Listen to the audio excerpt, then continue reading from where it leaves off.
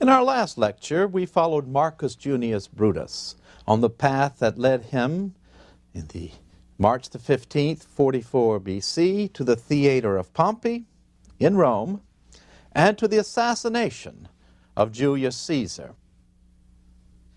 When Caesar was assassinated, he fell dead at the foot of a statue of Pompey, there in the theater that Pompey had built out of the spoils of his eastern triumphs as a gift to the Roman people.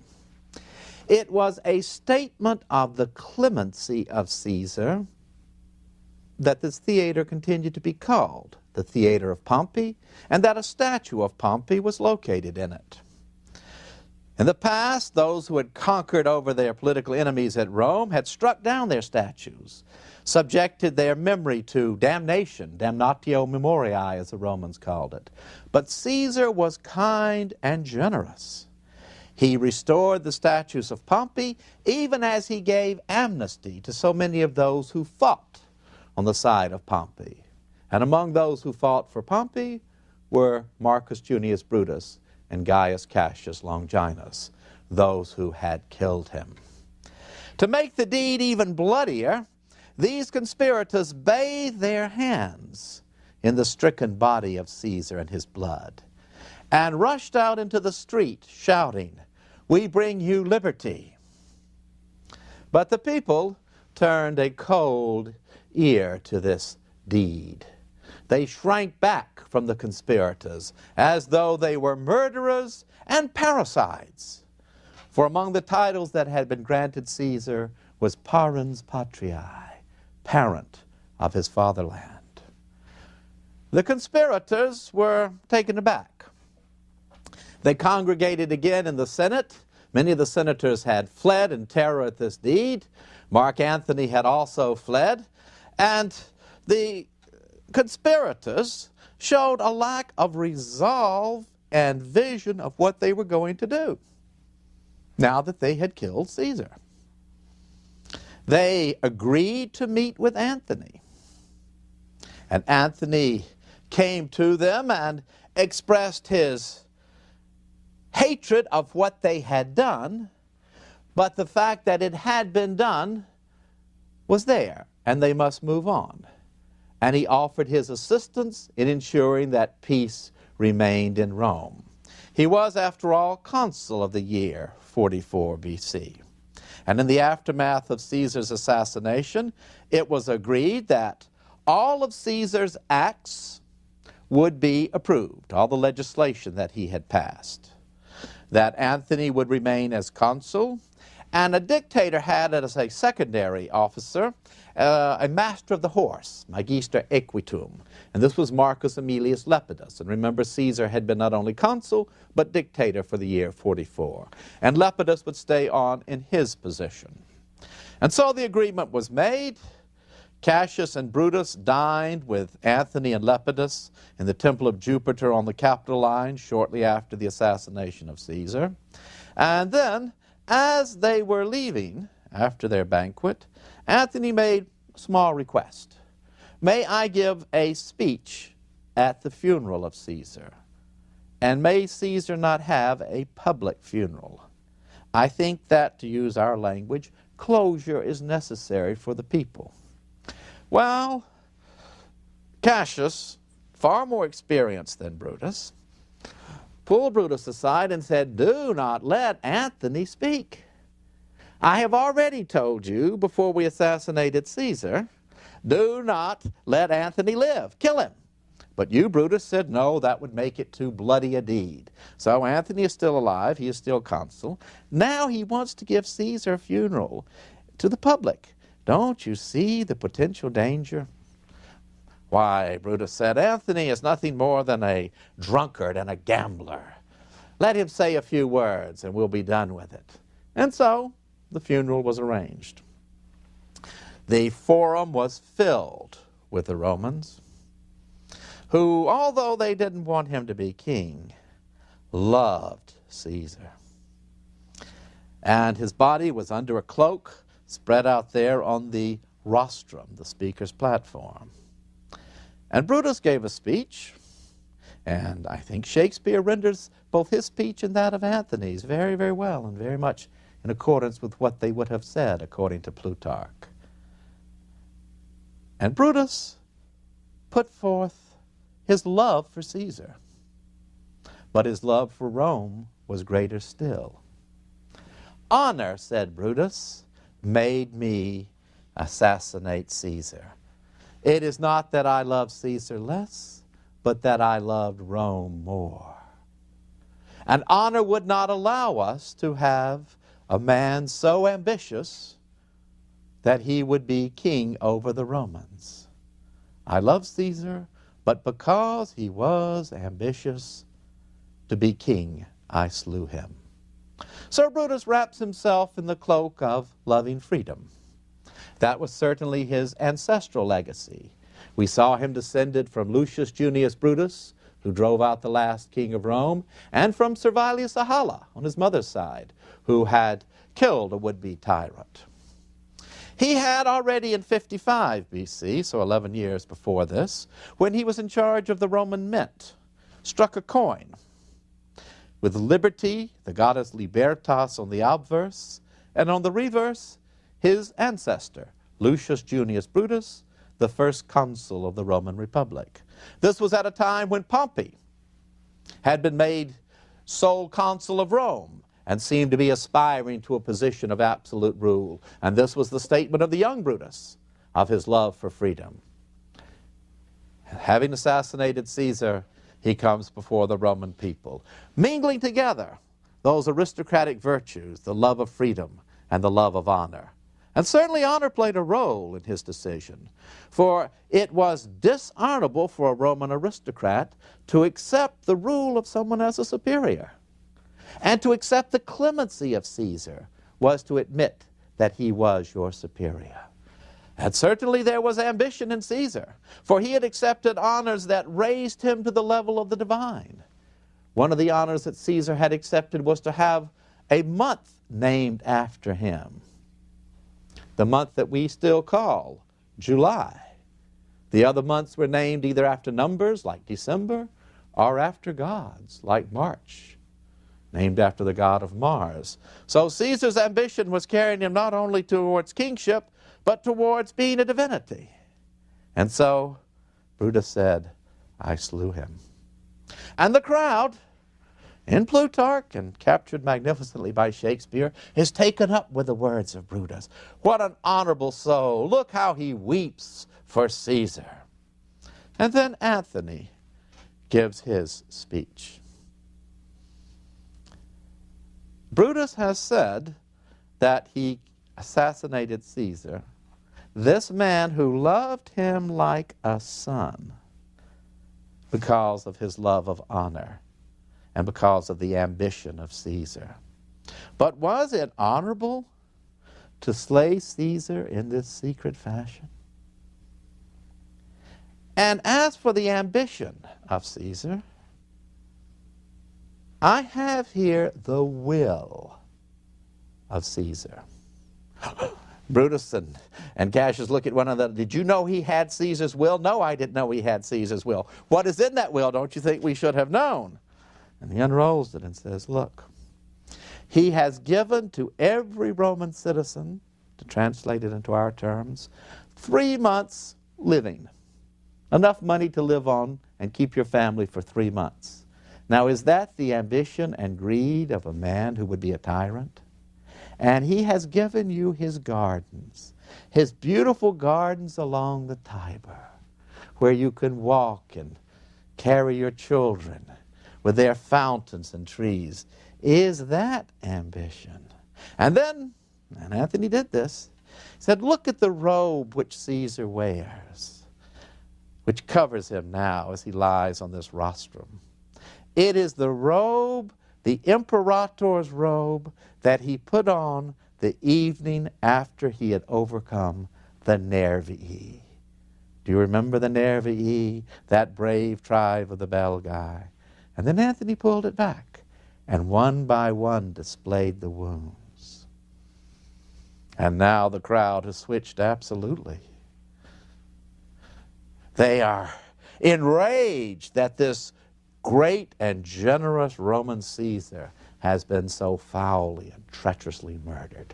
And then Brutus pulls the robe all the way down and points at the groin of Caesar, and there, the most unkind cut of all, is where Brutus struck him. And you know, and this is true, when Brutus struck him, great Caesar's heart just gave out. So what motives can lead you to assassinate a man so great and good? And now the crowd is howling, and they grab up the body of Caesar, and they break up furniture in the forum, and they erect a funeral pyre and place Caesar's body upon it. And as the body is being consumed, there are those who see Caesar's soul being carried up to heaven, and he will be made a god.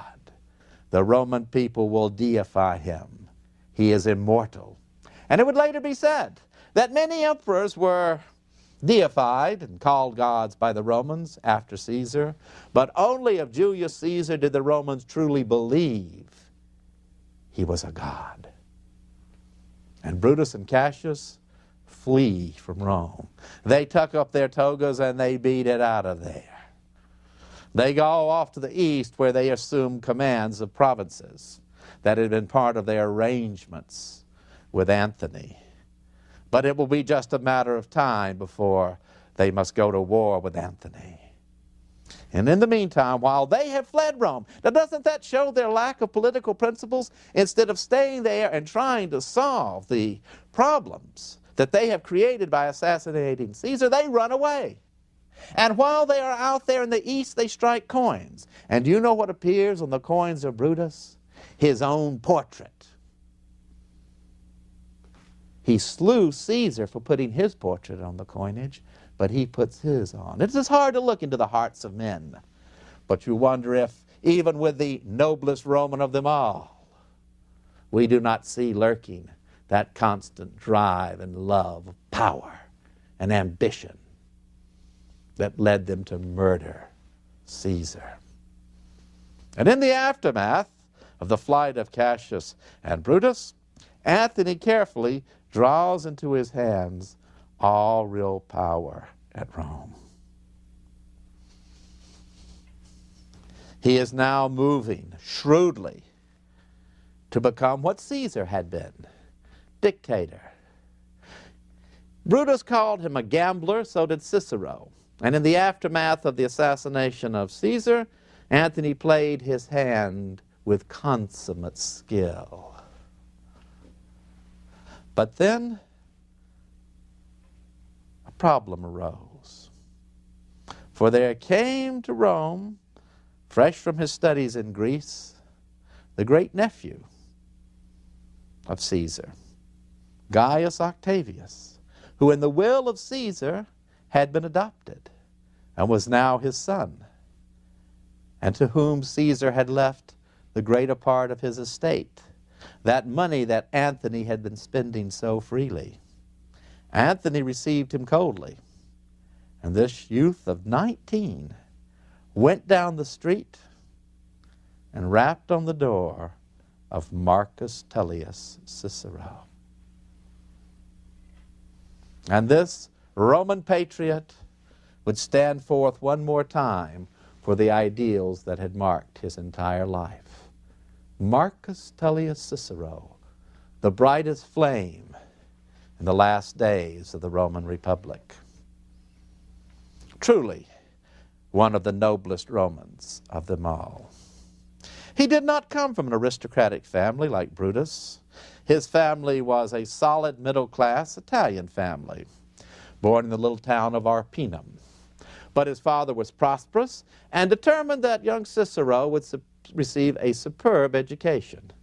And already in what we might call primary school in Arpinum, Cicero was a marvelous young scholar. And people would come to the classroom just to see him perform. Learning Greek at an early age, already a very good speaker. Then he went on to Rome and would finally study in Greece. He studied philosophy, and throughout his life he felt a mission, Cicero did, to translate the philosophy of the Greeks, the erudite thought of Plato and Aristotle and of the Stoics, into terms which the ordinary educated Roman could understand and apply. It was the application that was so important. He also studied oratory, and he wrote poetry. He was a marvelous poet. In later generations, some criticized his poetry, but it was vigorous and forceful and humane. For there was a deep spark of humanity in Cicero that made him a lawyer of integrity, a philosopher who cared, and a patriot who based his love of country on ideals, not on self-interest. He grew up during the turbulent times of Sulla, but he stayed out of politics. That was not his role in life as he saw it. He studied and returned to Rome and began his legal career.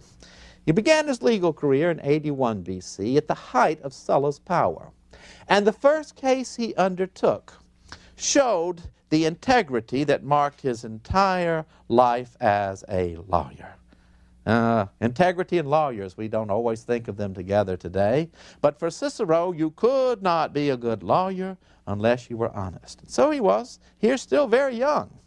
And a really very modest man came to him and said, his name was Roscius, and he said, my father had a considerable estate, and it was taken away from him and bought up by one of the best friends of Sulla at a ridiculous discount. And it's unfair. And legally, I think I have a claim to get back that estate, or at least to be paid something of what it was worth. I have gone to every lawyer I can find. Everyone is afraid to take the case because they fear Sulla. Remember, Sulla strangles people with his own hands. He puts thousands to death in prescriptions. Cicero said, I will take it. And as he would later write to his son, a lawyer must take a case that is deserving. He may not turn it away any more than a doctor should turn away a sick person if he can help them. And he went into court, stood up to threats from Sulla, won his case, and Sulla so admired him that he let the case go through. So began his career as a lawyer. He would not take fees frequently. If a person could not afford it but had a deserving case, he would plead it. When the citizens of Sicily wanted to bring charges against a powerful and avaricious Roman, Verres, who had been governor in Sicily, again, no lawyer would handle it. Cicero stepped in and took the case and won it.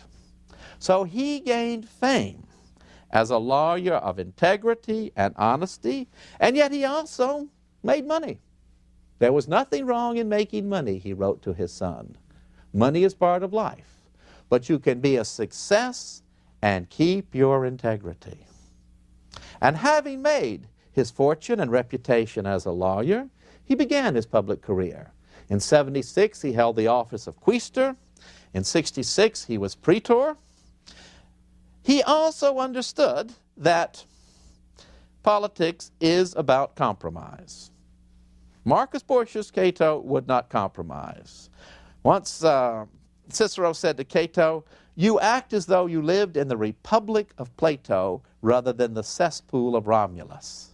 Politics is dirty, and we must set priorities and options. And our best option right now is Pompey. Let us show the people that the Senate can entrust power to a capable man like Pompey and get things done. Rather than quarreling and carrying out these partisan politics, let Pompey be entrusted with his command against the pirates, remember? And then in 66, let him be given this absolute authority to put an end to the war with Mithridates. And between Pompey and Cicero, very alike in some ways, grew up a warm friendship. And they mutually supported one another. Cicero was not blind to the faults of Pompey. He once said, he is more devious than Caesar, but probably no better. But at the moment, he is the best that we have. And then in 63, Cicero became consul, gaining that office which ennobled his family forever. And it was a time of crisis. It was the time when Lucius Sergius Catiline tried to overthrow the Roman government. He had been foiled in his attempt to be consul. He despised Cicero, Catiline did. He raised up a group of debtors, of slaves, of gladiators, and tried to set the city of Rome on fire. He even made a conspiracy with the Gauls to raise them up in revolt. And Cicero, knowing that Catiline, who was a member of the Senate, and was deep into this conspiracy, knowing that Catiline was prepared to strike at any moment, went into the forum wearing a breastplate, and then spoke in the Senate with Catiline there, and pointed his finger at Catiline. You traitor! You blot upon the very name of Rome. You sit there in absolute lack of shame at the very moment you are conspiring against your mother, the country. And Catiline left the Senate in shame. And Cicero, like a good investigator, got all the evidence that he needed. And then when he had compiled it, he struck. Now, Roman citizens were supposed to have a trial before they were put to death. But Cicero understood that the safety of the commonwealth is the supreme good. And so he had these conspirators put to death, and then laconically announced to the Senate, Vixerunt, they have lived, but are never going to live again, to give it its full force. And so he stood strong in that moment of crisis. And he paid for it. His political enemies would use the fact that he had put these conspirators to death without a trial as a means of charging him with murder and sending him into exile. And it was a bitter blow to him when he was sent into exile by a debauched young nobleman, Clodius, a man of absolute lack of honor and decency, who then tore down Cicero's house. But Cicero was recalled from exile, and he describes movingly how all of Italy came out to welcome him back. And then, when the moment came, he again set his priorities. His only priority was the safety of the Republic. And he thought that if Pompey won, it might still be saved. If Caesar won, it would be lost. And so he chose the side of Pompey. And when Caesar had conquered, such was Caesar's respect for Cicero that he met with him in the city of Brundisium, walking with Cicero, arm in arm, trying to persuade Cicero to join his government. And Cicero said, no, I cannot join it. I cannot lend my name to it. I will retire. And he did. He retired and complained about the tyranny of Caesar in his letters to friends. For he is so much more than a lawyer and a statesman. He is one of the greatest figures in the history of the humanities. All of the Western humanities owe a debt to Cicero. His Latin style was of the purest and would shape Latin all through the Middle Ages and Renaissance when it was the international language. He wrote philosophy and achieved his goal of translating the philosophy of the Greeks into terms the Romans could admire and appreciate. His speeches were masterpieces, studied by the founders of our country as the finest examples of how to persuade and move free men. Because oratory, in the mind of the ancients, could only be noble when people were truly free. In a despotism, people reacted to advertisements, public relations, sound bites. But in a free nation, there had to be great speakers. And then his letters. His letters open his soul up to the world. We see his faults there, his tendency to be indecisive. We see how he puts aside his wife of many years and marries a younger woman who brings with her a large estate.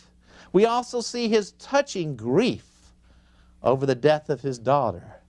I cannot go on in life, he said, since she has been taken from me. We see him manipulate people, but we see this inner core of honor and honesty. And during this time in exile, he writes his work De Officiis, on moral duties, which he wrote as a study for his son, who was at university in Greece. His son Marcus, studying at Athens with a huge allowance from his father. And the reports that Cicero was getting about his son were not good. The son didn't care about learning. He was already drinking too much. Cicero wrote him this work on moral duties, taking the thought of Panatius, the friend of the younger Scipio, and translating it into terms his son could understand. His essential theme is that no immoral act can ever be expedient. How often do we think that you have to act immorally to get ahead? He tells his son on the threshold of a life, do not believe that. And Cicero establishes his morality on absolute truths: wisdom, justice, courage, and moderation. These are the great virtues, he tells his son. Separate, he says, information from knowledge and knowledge from wisdom. Information are just facts. Knowledge is weaving these facts together, perhaps what we do in a course like this. But wisdom is how to live your life. That is the only ultimate purpose of study, is to learn how to live your life. Justice, that is the relationship between humans. And there is in heaven set by God an absolute standard of justice, of fairness, an absolute right and an absolute wrong. Courage.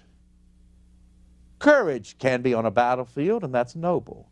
But the greatest courage is to stand up even if you are alone and speak out for what is right. That is true courage. And moderation, you have got to learn that anything can be excessive. That is the most basic lesson we have from the Greeks, nothing in excess. Courage without justice is just savagery. And courage without moderation can be simple foolishness. And then in the second book of De Officiis, he discusses this question, which he continues in the third book, of can an immoral act ever be expedient? And his answer is no. What about, and he gives the example, you need to sell your house, and you know it has rats in it. Should you tell the prospective buyer that it has rats in it? Well, most people will say absolutely not. Caveat emptor, let the buyer beware. But that is wrong. And you will harm yourself by taking such a wrong act. You won't harm the buyer, not in any deep sense. You will harm yourself. And Cicero lived by his code. For when Caesar had been assassinated and the Republic needed him again, he stepped forward. He spoke out against the tyranny of Antony in his speeches, called the Philippics, after the speeches of Demosthenes directed against King Philip of Macedonia. And Antony is just such a tyrant, unscrupulous. He is morally corrupt, and in his moral corruption lies the corruption of our own nation. We must stand up once again for freedom. Let us restore our republic and revitalize ourselves, our morality, so that we can support it. And Antony did not forget these speeches.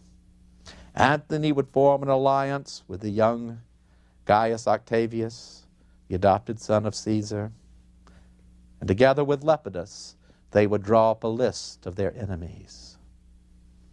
And at the head of Antony's list was Marcus Tullius Cicero. And so they came to get him, the Roman policemen. Cicero thought for a moment of fleeing, but then stopped his litter as it was being carried, and when the policeman came, stuck his neck out. He was unshaven, bags under his eyes from the worry, but he stuck his neck out and said, "Strike," and so died. Anthony cut off his tongue and the hands because of the gestures with which a Roman orator spoke, and nailed them up over the rostrum. The founders of our country put Cicero right up there with Cato as the two noblest Romans of them all.